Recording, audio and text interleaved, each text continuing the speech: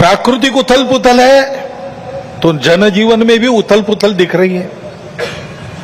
श्रीलंका में, बाद में बांग्लादेश में, बाद में नेपाल में, हमारे पड़ोसी देशों में भी हमने इसका अनुभव किया। अब कभी कभी हो जाता है, प्रशासन जनता के पास नहीं रहता, संवेदनशील नहीं रहता, लोकाभिमुख नहीं रहता, उनकी जनता की अवस्थाओं को ध्यान में रखकर नीतियां नहीं बनती तो असंतोष रहता है।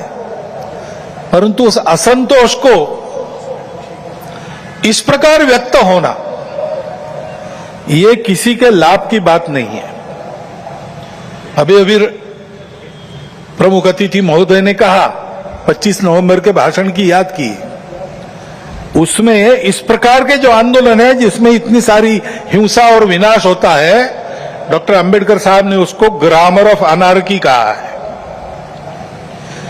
प्रजातांत्रिक मार्गों से भी परिवर्तन आता है, ऐसे हिंसक मार्गों से परिवर्तन नहीं आता है। एक उथल पुथल हो जाती है लेकिन स्थिति यथावत रहती है।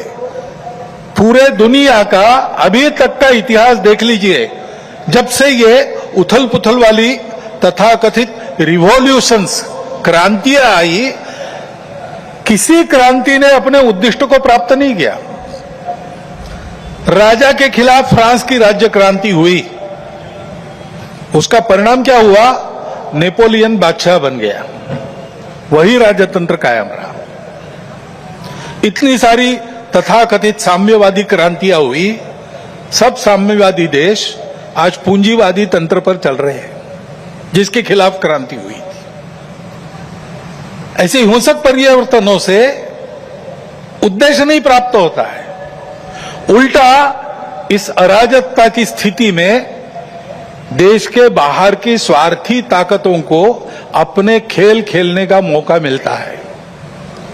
और इसलिए हमारे पड़ोसी देशों में जो उथल पुथल हो रही, ये हमारे ही देश है, वे हमसे दूर नहीं है। कुछ वर्ष पूर्व भारत ही थे, हमारे अपने हैं। उनमें इस प्रकार की अस्थिरता उत्पन्न होना, ये हमारे लिए,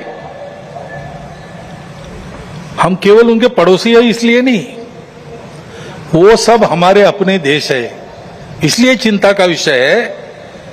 हितरक्षण से भी ज्यादा ये जो हमारा आत्मीयता का संबंध है, अपनेपन का संबंध है, उसके चलते ये चिंता होती है।